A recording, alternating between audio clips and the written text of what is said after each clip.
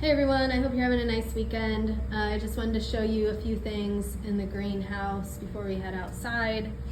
We'll just keep watering. There isn't too much more to pot up right now. So just kind of keeping an eye on everything.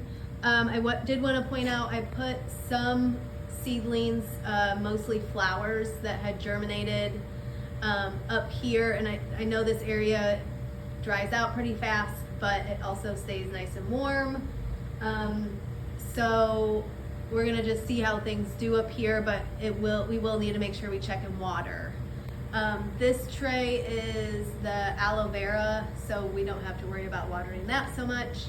And then over here, I feel like there was, oh yeah, the dill is just kind of starting to sprout up. I might try reseeding this just one more time. But you know, I can plant some dill just by seed outside too if I need to. Let me see if there's anything else. This dwarf moringa, which is like a plant that people eat the leaves off of, it's like high in protein. It's been germinating really erratically, so as you can see, I transplanted just one of them. I'll transplant that next week, but kind of waiting to see if anything else happens down here. So in terms of outside, oh, and I just got this, and thank you to Marilyn for putting this all together. This green stalk planter, which will be moved outside once it warms up a little bit more. Right now we're just gonna keep it inside.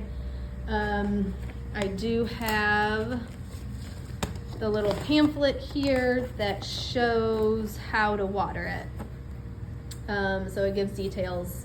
You basically fill up this top container with water, and then it will slowly drain through the whole system. So we're just going to leave this, like I said, we'll leave it inside for now, and then we'll move it outside. But it does, sorry, can't really do this with one hand. It does rotate, so we'll just kind of keep rotating it. So if you're in here, just give it a little spin. That way all sides are getting sun, because this kind of backside stays a little bit more shaded. In terms of outside, I think the one thing I want to focus on is getting some beds cleared out for spring planting. So I thought we would start with the collard beds, and there's this one, bed 13, and this one, bed 9. So we can kind of split it up.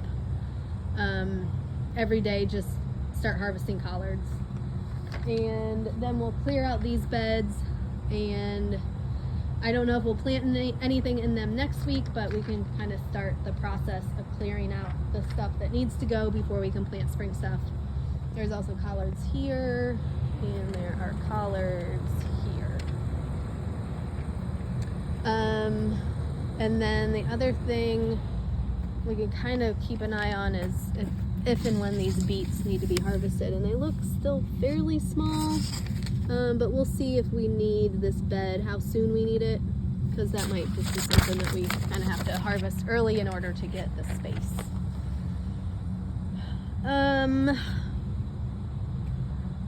I repotted up the walking onions, and so that barrel is now empty.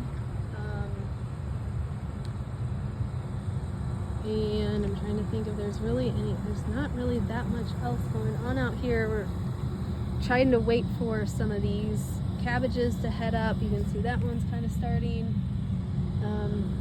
That's just a waiting game. Again, we might just have to harvest these early and like send up the cabbage leaves instead of a cabbage head, which is fine.